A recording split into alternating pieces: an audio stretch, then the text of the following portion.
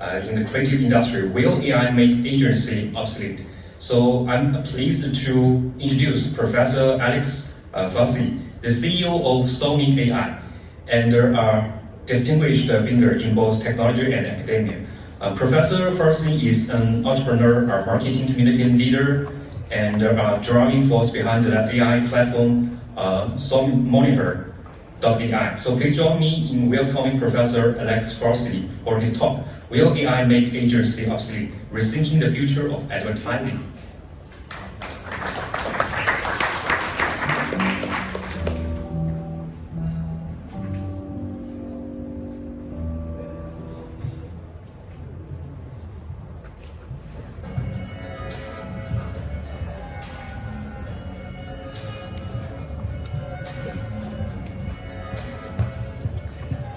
May I ask, how many of you are anyhow involved in advertising sphere? Anybody can raise your hand? Okay. And how many of you are from Google or Facebook? Because I'm going to talk a lot about that, so. Yeah? Okay. I think I connected my laptop. Maybe you can put it to HDMI, please.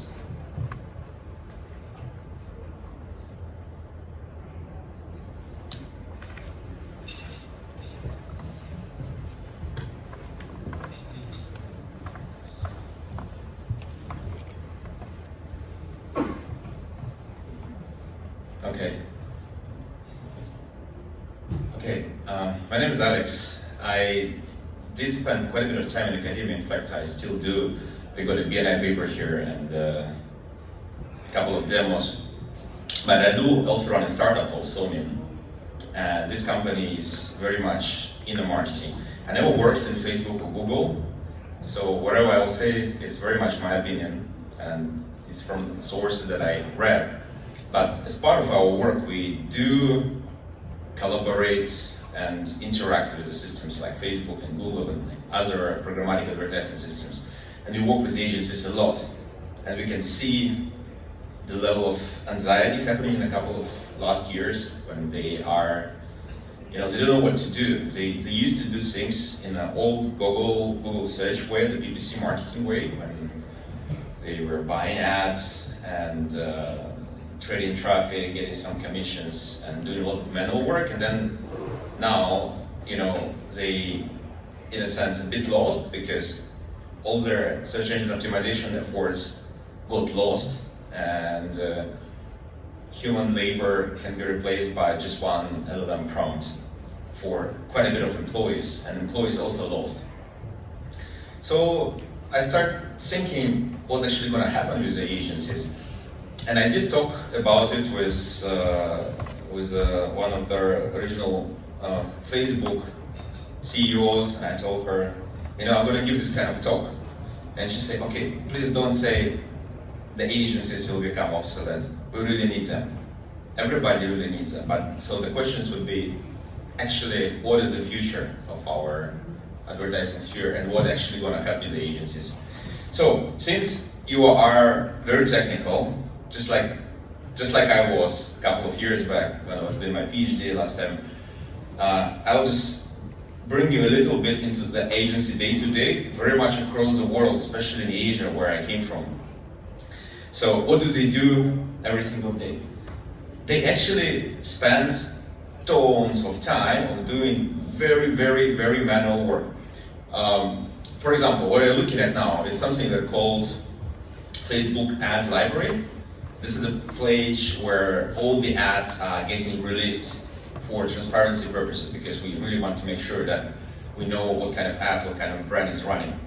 So the marketers, they're looking at these ads. Say I'm let's say I'm an extra chewing gum marketer. So I will look at Mentos ads one by one. I will be looking at the text. I will be copying that image or video into my Excel spreadsheet. And I will be explaining, okay, what is the style of this image, what is the audience, and what is the tone and interest. And I'll use my own lingo to do that, so my colleagues will never really understand what I'm trying to do. And if I'm a junior marketer, I would be blessed to do this for years, maybe whole my career.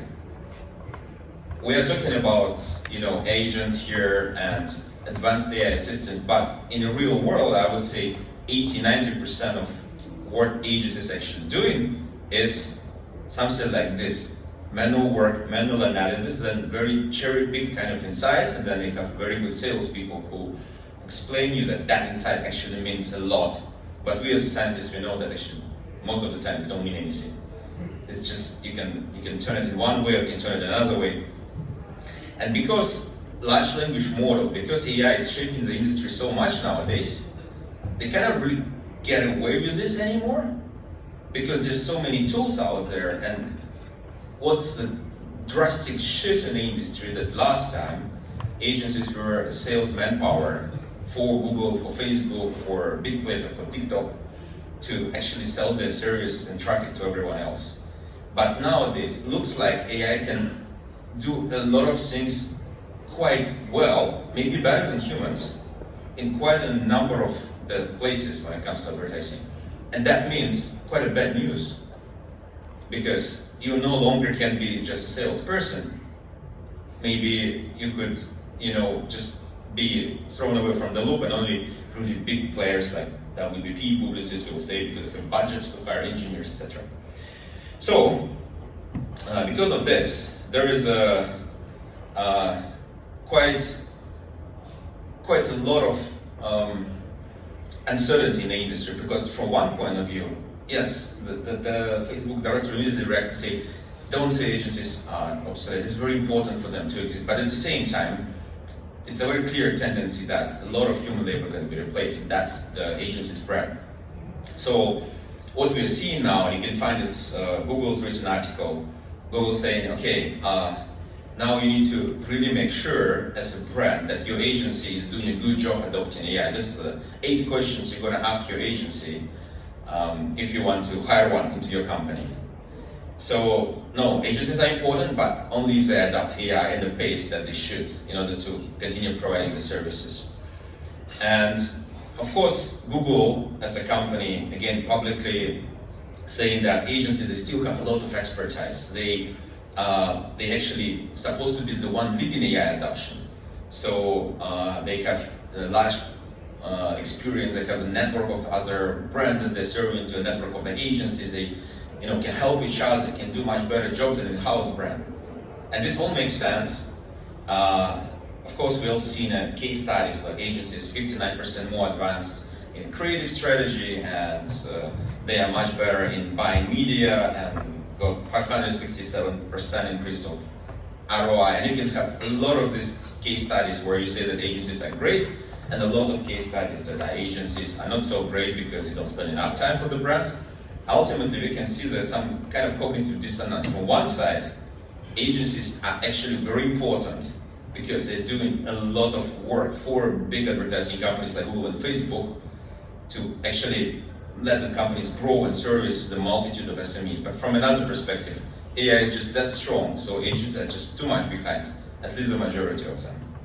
And we need to find a balance here.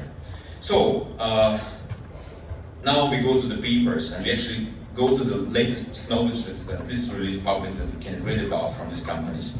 So what is the Google plan about SMEs? Google have recently released this paper called ACAI. This paper actually cited one of our papers, that's how I found it. And this system is about helping SME marketers to do a really good job in transforming their ideas in a structured way into something that large language model can understand. Because they found that one of the biggest gaps between the humans and large language models is still an ability to prompt in such a way that large language model really understand what it's about. So this paper, Google was talking about small business owners and how can business owners and small agencies co-create with Google to come up with something that AI eventually will generate better than human. So they had a setup, they have something they call super prompt.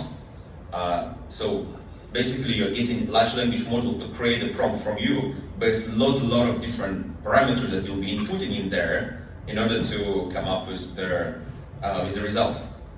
And this is how the framework looks like. You can find this paper in archive. It's still not published in any conference, but you can find it. It's publicly accessible. So Google says, okay, so maybe what we want to do is we want to get marketer to put the branding. We want the marketer to get some audience and goals. Let's say I want to target expectant mother, for example, and send some inspiration board, which is very important. Put a couple of their content that you already run before, so large language models, instead of guessing what you're trying to say, could in multimodal fashion can actually understand what is the actual content that you're running, what you used to, what you like, so that it can come up with something that is similar. And then you have something like a branding panel, audience goals panel, and inspiration brand panel, where these inputs get transformed and then eventually get this super prompt. And this super prompt, the prompt generation, could be eventually put into different large language models to come up with a brief. Brief is something that a marketer needs, a creative marketer needs to get a task, to understand what actually I need to do and what exactly my customer, my stakeholder want me to create, so that we can match each other's expectation, like a tech assignment. Yes, in the bigger brands, in the agencies, we do collaborate through the briefs. We don't just ChatGPT generate some nice ads that will drive my engagement on LinkedIn and just post it. This is just a very, very beginner level, very SME level of doing things. Every time when we just go a bit more advanced, we start dealing with the briefs, we get the brand guidebook. And what Google DeepMind saying is that, why don't we create a system that teaches marketers that you have to actually put all those constraints, and in that way you're going to start producing some content that is much better in quality, much new brand, much better, and eventually you will come up with a super prompt, and the super prompt will really help you to do much better marketing, much better creative content. So what they are proposing is a co-creation of their content, of the ads, together with a human. It's not LLM is replacing the human, but LLM is collaborating with you to co-create those ads that you can eventually use in your advertising campaign. And one thing they call it structured input scaffolding, which is what I just explained. It's their number of forms that you can use to create a super prompt. And then multimodal prompting, which is very much about giving LLM examples of what you think is good, so that it will create something that at least match what you had in the past. And you will find each other much faster. You'll get to what you expect much faster. So eventually, they brought this in the UK to quite a number of the businesses, to the creative agencies, and also to small SMEs. And humans, the marketers, they realize that every time when they collaborate with a system like this, they actually are capable of making decisions together. It's not that they're just getting LLM to do the whole job for them, but they're feeling that they're making a decision, they're feeling that they're guiding. So they was very satisfied in this process. And they also really get much better ads, because those ads were very much tailored to what they were already expecting, and they were done in a proper fashion, in a sense. Of course, eventually they also report a high ROI, but this one we cannot check. This is only the brand data that they have. Meta have a different opinion, a little bit. So just a couple of months back, Mark has said that we're pretty close on just getting Meta to creating ads on the fly by itself, and you just want to tell what you want to have, and then Meta will create that for you. In fact, I did talk to some Facebookers, and if half a year ago they thought that it's just a dream, now all of them are very much consistent in ideas that Meta is going to make it in the very near future. Just explaining it what you want to have, and it will create the ads for you. So the vision is, you provide a goal, you provide a budget, Meta is a black box doing everything for you. Of course, it's also very good business for Meta because it controls everything. Again, that's a big risk for the agencies, because last time we were charging you for services that were setting up the ads and the services for creating the content, and now Meta is going to completely replace this. Again, the Meta CEO at the same time thinks that if we are going to not have agencies at all, it will be very hard to sell our traffic. And this balance will be always like a big question how they will be doing it. So the release of this system is called under Meta. There was something just a couple of weeks ago. There were a lot of talks about it. It has been released over the year. This is a system that optimizes ads for every single individual. Last time the ads were optimized for groups of people, for the audiences. Now we have something called Advantage Plus that looks in particular your pixel history, particularly your posting history, and just showing ad for you particularly. You might even have your own version of the ads compared to everything else.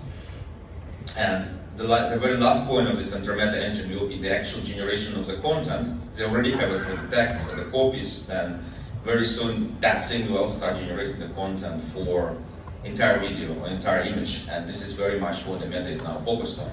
So you can literally talk to Facebook, ask it what you want to create, and it will create it for you.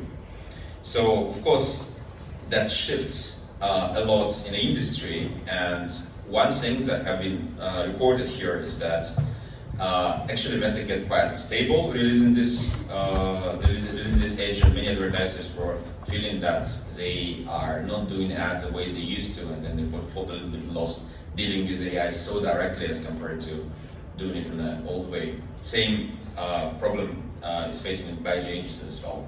So we can see there are different schools of thoughts in here. One is the replacement, which is Meta. Another one is more like an empowerment and co-creation, which is Google. This school of thought is also closer to me because we think that humans make mistakes in a very beautiful way, so that we actually can come up with something very creative as compared to just being perfect plagiarizers of all the content out there in the internet with LLMs. And of course, you can also look at it as an insight. Can large language models empower humans by giving them such insights that they could otherwise come up with in weeks? Maybe we can come up with these insights in minutes nowadays. So that's what we were working in our company. And I'll just give you a very quick example. So this extra chewing gum. I think you all know it, sometimes it's called Orbit, sometimes it's called Extra, depending on the company. When we think about chewing gum, we maybe talk about white teeth, or maybe about the fresh breeze. But there is something is happening in the UK right now. They think that chewing gum is actually a very powerful stress relief tool. The problem is that large language models don't know how to communicate stress relief for chewing gum because no one ever communicated this. Is they did the research recently and they realized that, okay, apparently when we chew, we are thinking better. And if we want to understand very complicated keynotes, maybe we need to get some chewing gum or something like this. Right, so that's what they realized. And then they come to us and say, okay, how are we going to do it? How do we communicate stress relief? Across the whole year, that's completely very different narrative. We just have this research. So we were thinking, okay, we have this creative framework of a persona and also the pain point. And we want to marry this persona to a pain point to come up with a story that will be very authentic. But there's nobody in this chewing gum universe actually talking about stress relief. They're all talking about, white teeth and stuff. So how about we actually look at different industries and start analyzing their content. So what the system is doing is actually taking an ad from maybe a CBD oil industry, or maybe an ad from sleeping pills industry, and start trying to break it down. What kind of people is created for? What is the key message? How does this ad is trying to relate? How does the brand position this? So what kind of pain points they address for each of this brands? Moreover, what it does, it actually looks at the images. It also looks into the videos and trying to understand what is the actual tone out there, so that we can create new narratives, maybe for chewing gum industries, but taken from some very different universe, maybe from universe of sleeping drugs or something like this. So by taking narratives from other industries, of course we do it programmatically, we do it by using large language models on large scale. And also taking our persona that's coming from our original chewing gum industry, which is very much about teenagers, because they don't have too many other options of how they can have a stress release. You can actually come up with a lot of new ideas that large language models by itself will never be able to come up with, because it requires a reasoning from very complete different data sources. So we can see that, for example, every time when you analyze their actual extra chewing gum universe, you will see that they talk a lot about the different, again, this traditional chewing gum approach. It's gonna get you fresh, give you a fresh breeze and give you very white teeth. And we can actually extract personas from that. So the way we do it, we take the content, we take the ad, we break it down into concepts like interests and topics, and then after that we cluster it into something we call personas, which is really very much groups of content annotated by large language models to become an actual persona description that marketers like to deal with. And you can see that each persona, because the group of content is associated with its own content. Then what we do next, we are taking the sleeping pill industry with all the ads there when people are talking about anxiety in work, and we analyze those ads in a very similar way. We also break them down into the different topics with different pain points, tensions, and the styles of the ads. And after that, what we do, we start trying to detect other clusters of the data from there, this time not based on the audiences, but based on the interests. And we call them pain points, the different pain points of the people that take their sleeping drugs. For example, they are very, very tired at work. We can also do it automatically, because if we cluster the content into pain points and then we use large language models to annotate those pain points, eventually we're going to get the list of key problems that the people face when they start taking sleeping drugs. In fact, a lot of these problems are about stress, a lot of these problems about stress relief. So ultimately, if we come up to one of those tensions that match our extra chewing gum intended tension, we can start creating a lot of ads for the extra persona, but with the pain points taken from a very different industry. And this is way how we can creatively innovate, and we can do it in minutes, because if last time we had to analyze a lot of these ads and put them in Excel spreadsheets and manually look through them and have somebody really, really talented in our team to be able to connect the dots, now we have large language models that is equipped with different marketing theories, where we just choose our persona, we choose our pain point, we combine them together, we analyze them through the sociology perspective, maybe through behavioral economics, all those marketing theories that marketers are using, to come up with a lot of different marketing narratives that eventually can be used by the marketers as final content that they produce. And this approach is very different from just going to large language models and asking ChatGPT or Gemini to come up with few posts for you that you can post, because this is something that grounds you all the way back to what the competitors are talking. And if you are doing marketing for different markets, through this approach, you could make your Cambodia ads very different from Singapore, very different from Ireland, very different from UK. Because in each of the markets, teenagers will be slightly different. In Singapore, you cannot even sell chewing gum to the end. So through this, you can actually diversify the content, and you can come up with a very, very authentic, unique messaging for every single market, but doing it in a fully automated manner. Because if we can analyze ads on each of the market, we actually know what all the industries are talking about, so we can find the blind spots and automatically create a narrative that will be both appealing to the brand, but also at the same time will be very much your own thing that none of the other LLMs anywhere in the world will create, because they just even don't have access to this data. So this is how our system works, and this is very much about insights that we give to marketers. But ultimately, what the marketing agencies are facing now is a lot of tools and a lot of different approaches that they need to adapt in order to survive in this universe. Wherever they will be using Meta or Google or Sony or any other platform, ultimately they need to be serving a bridge between the actual AI and the consumer that maybe not so advanced in AI. And I think that marketer agencies hiring new types of people, new types of roles, and also evolving their skills is a great opportunity for computer scientists, because that's exactly my story. I did my PhD, a very proper one, and after that I started a business. And I started doing a lot of sales, and I faced a lot of marketers that not as technical as I was when I did it. And I realized that actually, if technical people will start getting into agencies, start getting into brands for the marketing related role, but with all the technical expertise in this current era, that could be a great opportunity. And you can see that agencies like Publicis and WPP, they are investing 150,000 AI training sessions just in 2025 alone. So this industry evolves a lot, and very soon we will not see too much manual labor, but we will see a lot of AI scientists actually going into marketing, because that's very much our time. Of course, it's not a matter of whether, it's really just a matter of us figuring it out on time and being able to glide in this wave of the innovation, not just monitoring from the side and keep doing something very technical. I'm very application-driven person, and I do believe that many of us should be as well. A couple of case studies. There's another case study with a brand.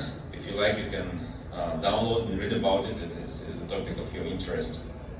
We also have a BNI paper on Friday. That session will be just 5 minutes. And it will be very technical about all the nitty-gritty of how the system works. But anyway, you are very much welcome to come to that as well. And you can connect with me directly as well. Do you have any questions? Thank you.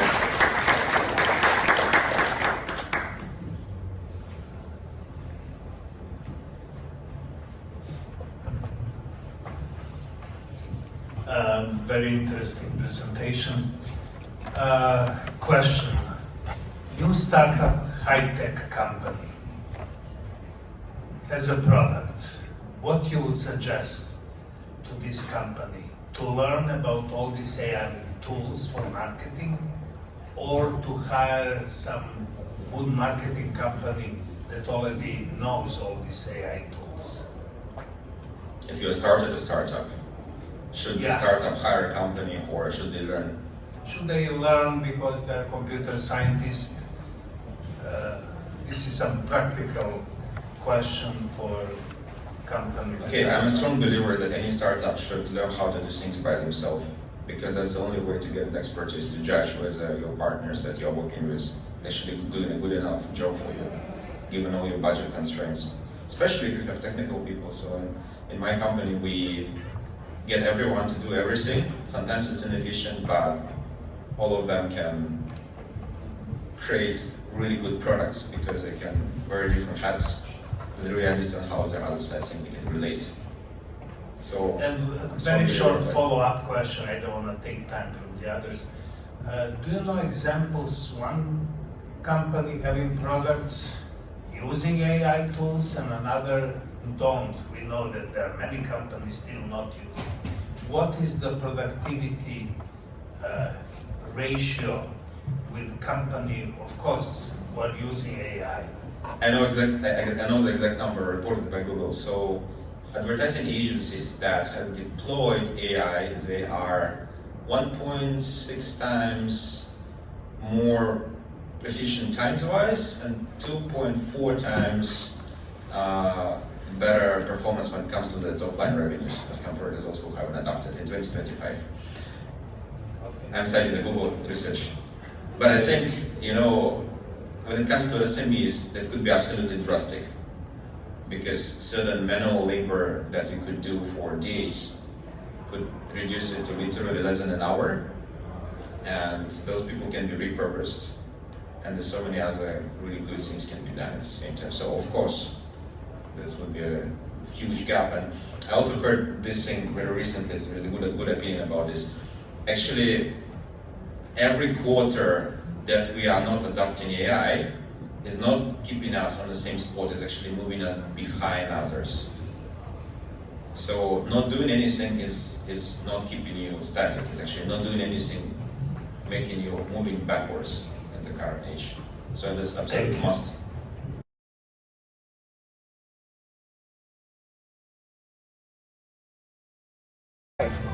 This is separate.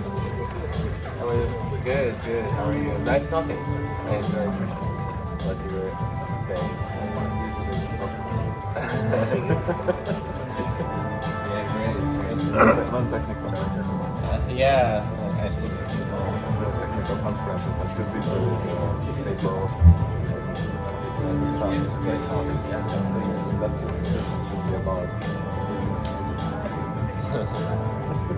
So I joined the halfway in the middle, and I missed the first half of your I'll talk. send you the video if you know. Oh, cool. So, what's your are you optimistic about, or are you pessimistic about the launch of the Meta Andromeda? I think Andromeda has been launched quite a bit ago. Yeah. It seems they were quite, hesitant to announce it so much, because they kind of quite screwed it in July. Like the whole Asia, like what's going on? CPMs are through the roof. Nothing works. Okay, I see. So I think they launched it in the beginning of the year, and in October it kind of stabilized more or less. So that, okay, Andromeda launched now. Actually, you launched in January, still in July. I see. But I think Andromeda is really just Advantage Plus. What's coming is another system. I think the one that they will release in next year will be the creative one. That one is would be a killer compared to number of businesses. I have a feeling like it is more like for the performance marketing and versus brand marketing. Right? I feel like an ad agency is more like a cater for like a big brand marketing. And They're different. So those who are tailored for big brands, they're actually in a better situation because first they have lots of money. Right. Those who publicists like publicists won Mars UK, and that is a few hundred million pounds. And they can just buy everyone here in this room, put in one room, and try to come up with some stuff, right? But small agencies is such a big problem for them because their whole value was about getting out there, doing some stupid work nobody wants to do, and because you're doing stupid work for small money and hiring, that's very much the unspoken agreement between them. And what's happening now is they are doing stupid work, so you're out of the game. Nice. Right? And because, see, I'm an agency, let's say, I'm running Google campaigns and Google companies, SEO, and I charge you maybe $5,000-$6,000 for that. What's happening in 2025? SEO is a year, very much, or at least not sufficient, because large language models don't know you, and it's only top 20 pages that recently there was a change in Google. You guys cut off the whole long tail and just the first 2 pages that you hear, right? Okay, now cut off the service, that's creative. I used to hire creative people that were doing others, and now Facebook does creative when this SME business owner just types up. Okay, maybe buy me. Using the Google also have its own Advantage Plus, which is how the campaigns are called. You have your so the own, lower end. you have your own fully automated campaigns. So Thanks. I'm just curious about because I saw the entire ad industry and agency industry is heading low, and I'm not in this. I'm not working in that market. I'm working at an agency. Oh, cool. Okay. Yeah, What's your I'm working perspective right now? So as you said, Which company you're I working? Click.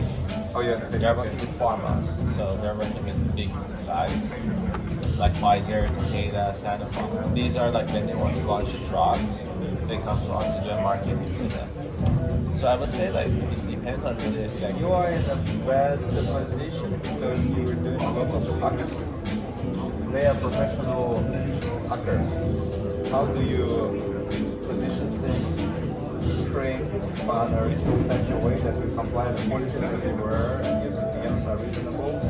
You cannot get in. I mean, in a very simple manner, there's a lot of expertise that I as a farmer will be paying for because I cannot do it good by myself. Plus the company that working with you are all big, right? Again. Yeah, advisor. Yeah. But it's all about SMEs. That shift. Last time SMEs were handled by SME agencies. Now SMEs are going to be handled directly by AI agencies. And this is huge market. Yeah, but I have heard this. They are so conservative about AI even now, because like for example, like for marketing for healthcare, each bullet point that you said is a guardrail, and maybe US FDA will reject it, and billions of dollars are lost. And each country has its own FDA. Yeah, Regulatory. yeah. In fact, that's the thing division We are working with a medical device company called Car Stores. They have a bunch of lawyers for every single market to make sure it's approved. So the way we use our platform actually is to shortcut that process. And the idea is this: if you mine ads of competitors in each of the markets, you can automatically learn what works, because those ads are already released and not put down by Google and Facebook. And from there, you are creating a much better briefs for each of the markets, instead of having one global brief and then working with the lawyers trying to make it localized. You actually see what people already run there and just adapt it.